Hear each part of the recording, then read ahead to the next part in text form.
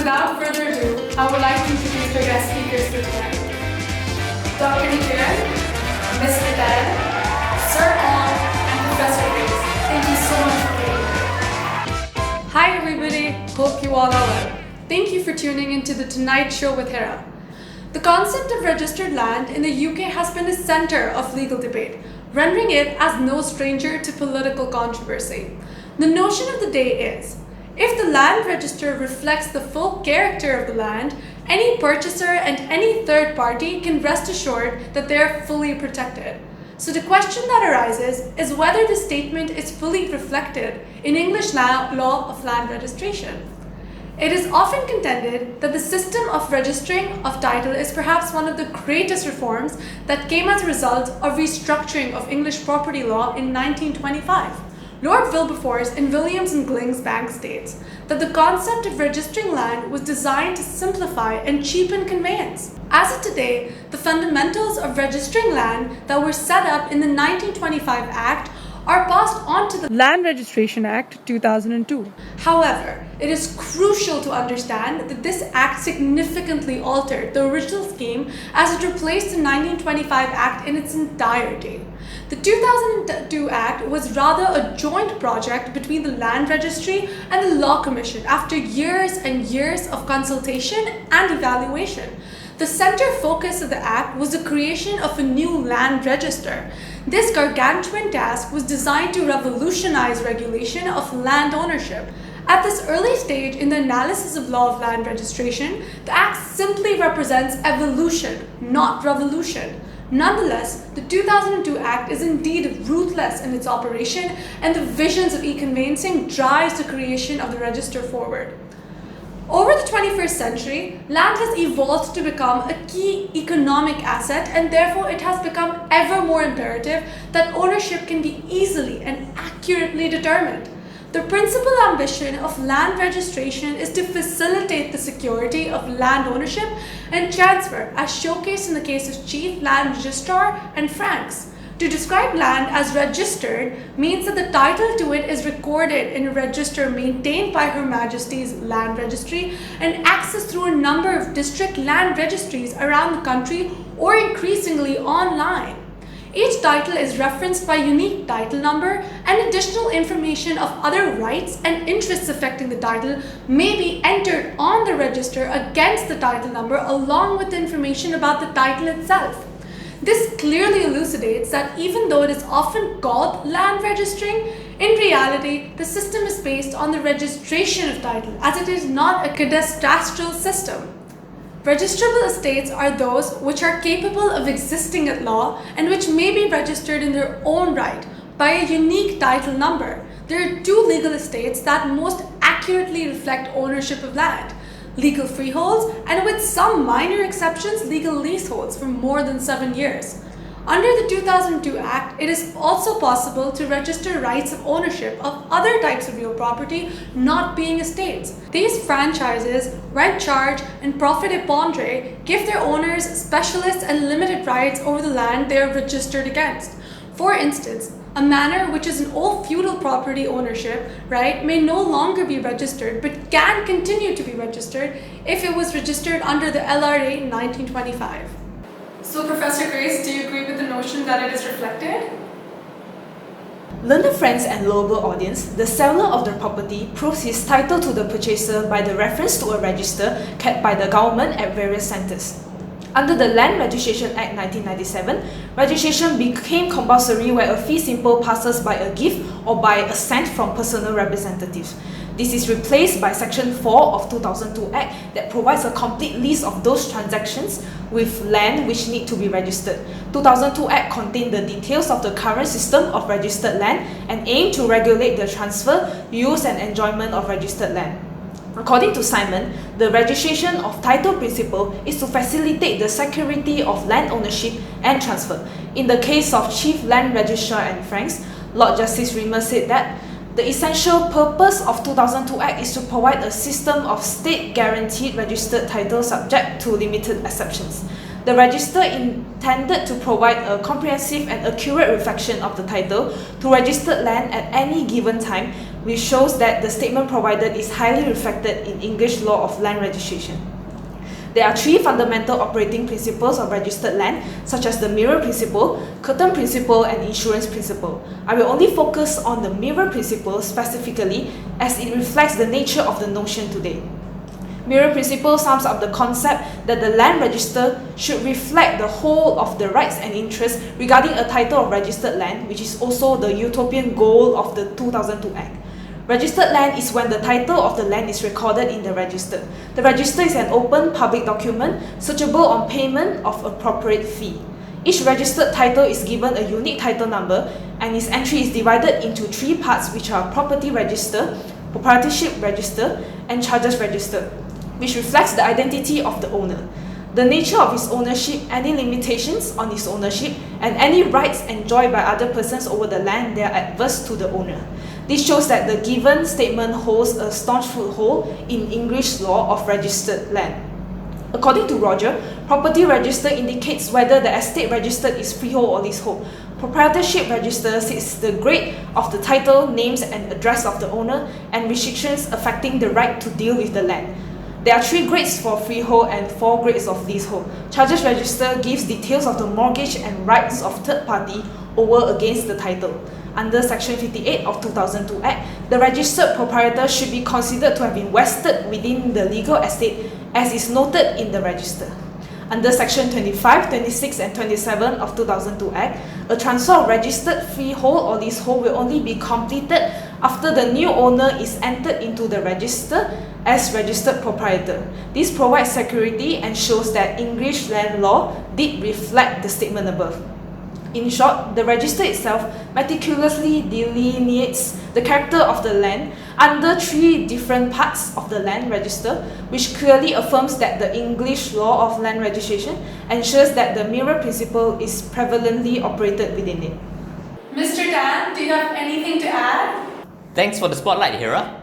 LRA 1925 specifies a category of property rights in another person's land that has to be registered against a title for it to be binding. Failure to register means that the interest will be void and unenforceable against a purchaser unless it falls within the category of overriding interest. LRA 2002 employs the same general principle as LRA 1925 regarding protective registration, whereby failure to do so means that the property right loses its priority against the registered proprietor unless the right falls within Schedule 1 or 3 and so qualifies as an overriding interest. Unless the property rights amount to a registrable estate, registrable charge, or an overriding interest, it has to be entered on the register of title of the burdened land by means of a notice in order to preserve its effectiveness against the purchaser. Any interest properly registered at the date the new owner applies for registration and not excluded by the priority period will be binding, as it is the registrar itself that is conclusive. Back in the day, registrable interests were known as minor interests, but this terminology should be avoided as these interests are neither trivial nor unimportant, and the aim of LRA 2002 was to ensure that as many of them were entered on the register as possible. These rights are known as interest protectable by registration, and they comprise of third-party rights such as covenants, options to purchase, and many easements. Therefore, the moment that an interest is registered, it will be shown on the document, which shows it is highly reflective. The method of registering interest is simpler under LRA 2002 compared to LRA 1925. Under LRA 2002, protection of an interest is achieved by the entry of a notice, which may be either unilateral or agreed. Section 32(1) of the LRA 2002 stated that a notice is an entry in the register in respect of the burden of an interest affecting a registered charge or estate. The interest holder makes the application to enter the notice, and the owner of the burdened land is under no duty to do so, as established by the case of signature of St. Albans and Rag. Both notices confer priority on the interest to which they relate if the interest is otherwise valid and there is no difference in the level of protection offered between the two. Agreed notice is governed by Section 34 of LRA 2002, and the registrar may only enter such a notice under 3 circumstances. Number 1, if the applicant himself is the registered proprietor or a person entitled to be registered as a proprietor. Number 2, he consents to entry of notice. And number 3, when the registrar is satisfied as to the validity of the applicant's claim. Unilateral notice is governed by Section 34(2)(b) of LRA 2002, an application for the entry of a notice without consent although the applicant must furnish Her Majesty's Land Registry with some evidence that the rights actually exist. If the registrar agrees to enter such a notice, the registrar must give notice to the proprietor of the land affected to afford him the opportunity to challenge the claim.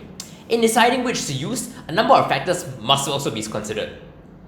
It is also important to note that the doctrine of notice, also known as equities darling, has no place at all in registered land in determining whether any third-party rights bind the purchaser, because loss of priority is the penalty for lack of registration under Section 29 and 30 of LRA 2002. This is because LRA 2002 established 4 categories of proprietary rights, and it is important to identify which category a person's right falls into instead of whether it was legal or equitable. Any registered interest that is not reviewed because of an inaccurate search remains binding because it is still entered on the register. Any third-party interest that is not registered in the appropriate manner loses its priority over the interest of a subsequent purchaser of the land who registers the title, whether or not the purchaser knew or should have known of the existence of such interest. According to Martin Dixon, to further strengthen the idea of the register as a mirror of all rights in registered land, for example, under Schedule 3, the rights of a person in actual occupation will not override a purchaser under defined circumstances, as illustrated in the case of King's North Finance and Taizat. Ms. Hira, the forum has to appreciate the existence of protected registered interests, and the penalty for failure to register proves that the register does review the rights enjoyed by other persons over the land that are adverse to the owner and reflects most of the character of the land. So conclusively, I strongly argue that the mirror principle is largely reflected in the English law of land registration. Now that we have 2 compelling points that agree with the notion, I would ask Dr. Nakeeran to suggest what the flip side of our argument. Thank you, Ms. Hira. As elucidated earlier in the forum, the proverbial goalpost of the 2002 Act is to create a flawless mirror, but the existence of unregistered interests which override, simply put, overriding interests manifest the indisputable cracks on the mirror. Dixon depicts overriding interest as unregistered interest which overrides the registered title and warrants the overriding right holder to exercise his interest against the burdened land, regardless of who the registered proprietor is and what the register reveals. The scope of overriding interest has been circumscribed within a wider Schedule 1 and a narrower Schedule 3 of the 2002 Act, which enumerates overriding interests against first registration and registered dispositions respectively with minimal disparities. Briefly, not all unregistered interests are overriding, but all overriding interests are unregistered. Numerous overriding interests are catalogued in the aforementioned provision, but let us delve into the notable ones which were castigated as major impediments to actualize the objectives of the 2002 Act by the Law Commission itself. Paragraph 1 and 1A of Schedule 1 as well as Schedule 3 stipulates that short legal leases, in other words, legal leases for 7 years or less plus relevant social housing leases, are qualified as overriding interests with limited exceptions. Prof. Carolyn asserts that the short legal leases will be overriding regardless of whether it is exhibited in the register by means of notice. The usage of the word grant in both Para 1 of Schedule 1 and 3 asserts that the overriding status under Para 1 is limited to legal leases as interpreted in City Permanent Building and Miller. But equitable leases may still be an overriding interest if it qualifies under Para 2 of Schedule 103. In addition, Section 157 of the Localism Act 2011 incorporated Para 1A to Schedule 1 and 3 as to provide relevant social housing tenancy and overriding status unfettered by its length, which aggravates the crack in the mirror. Furthermore, Paragraph 2 of Schedule 1 and 3 specifies the interest of persons in actual occupation as overriding interests save for limited exclusions. It is vital to discern that Schedule 3 restrains even more than Schedule 1 the situations in which an interest holder may claim an overriding interest by dint of their actual occupation. Owen asserts that, unlike Schedule 1, under Para 2 of Schedule 3, the actual occupation must be discoverable on a reasonably careful inspection of the land, or the interest must be within the actual knowledge of the purchaser. Before considering the additional test in Para 2 of Schedule 3, it is crucial to ascertain the meaning of actual occupation, which is used correspondingly in both the schedules. Bogus contends that it is arduous to recognize a one-size-fits-all meaning for actual occupation, but guidelines are yielded by previous precedents. For instance, Lord Wilberforce in Bolland interpreted the phrase actual occupation as ordinary words of plain English which does not insinuate any additional qualification. Additionally, in Thomson and Foy, Justice Lewison confirmed the interpretation of Lord Wilberforce by further explicating by stating that the occupation should be manifested and accompanied by a continuing intention to occupy. For instance, in Thomson and Foy, the court held that an occupier has to be in occupation of the burdened land at the date of registration as well as the date of disposition to claim an overriding interest by virtue of actual occupation.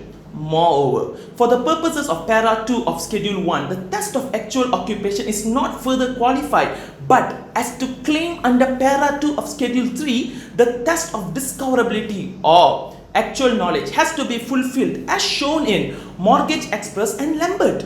The entitlement of an overriding status to an unregistered interest of a person in actual occupation under Para 2 of Schedule 1 and Schedule 3 evidently proves that the utopian ambition of 2002 Act is not actualized till date. Likewise, Paragraph 3 of Schedule 1 do provide a legal easement or profit with an overriding quality against first registration in an unbridled manner. But in a claim against registered disposition, Jessel clarifies that Para 3 of Schedule 3 is affected by Section 27D and E of the 2002 Act. The easements and profits which will be an overriding interest under Para 3 of Schedule 3 are limited to those which are established by prescription or by implication or the registered under the Commons Act 2006 or the ones which fulfill the test of discoverability or actual knowledge. Despite the imposed inhibition, the subsistence of Para 3 of Schedule 1 and 3 assures that the register does not reflect the full character of the land. As the tyrant called time knocks the door, the grand norm of Schedule 1 and Schedule 3 as stated by Thomson is that the purchaser takes the burdened land subject to the existence of any overriding interest on it and is automatically bound by such interest whether or not the register reveals it. Such predicament conclusively shows that the given statement resembling the mirror principle is not reflected in the English law of land registration. Thank you. Mr. Ong, what's your take on all of this? Thank you, Hira.